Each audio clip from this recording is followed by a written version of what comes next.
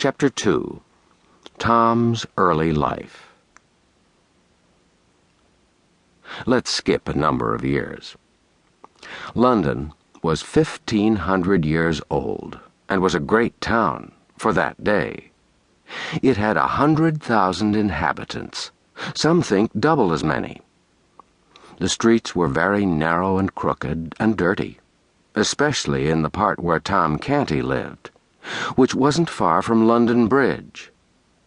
The houses were of wood, with the second story projecting over the first, and the third sticking its elbows out beyond the second. The higher the houses grew, the broader they grew.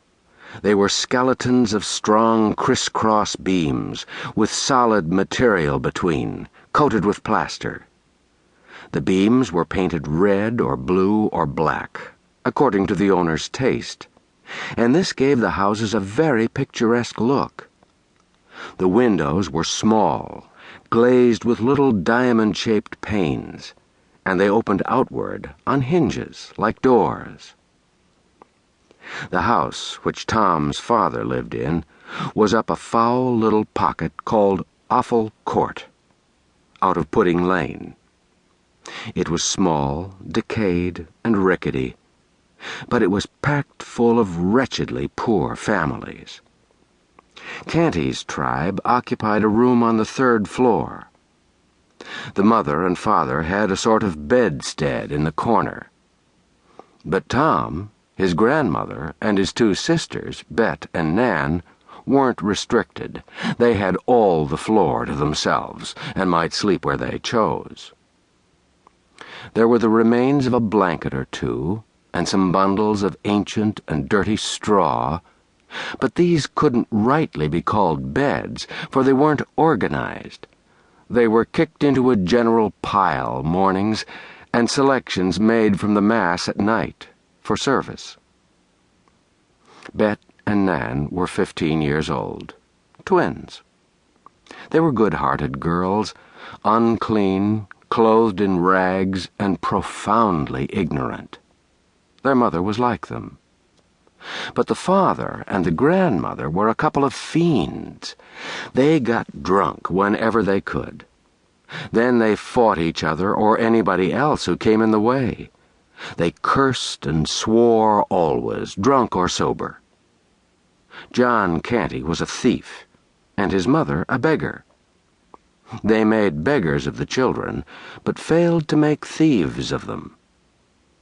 Among, but not of, the dreadful rabble that inhabited the house was a good old priest whom the king had turned out of house and home with a pension of a few farthings, and he used to get the children aside and teach them right ways secretly.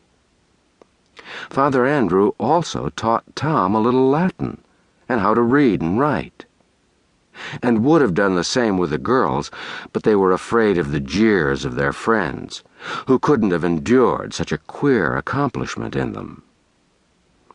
All Offal Court was just such another hive as Cantry's house.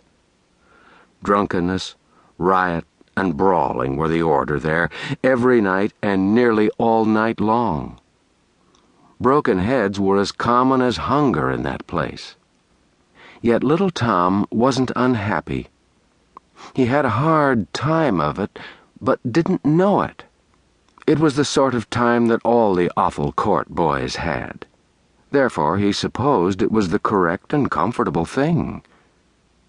When he came home empty-handed at night, he knew his father would curse him and thrash him first, and that when he was done, the awful grandmother would do it all over again and improve on it, and that away in the night his starving mother would slip to him stealthily with any miserable scrap or crust she'd been able to save for him by going hungry herself.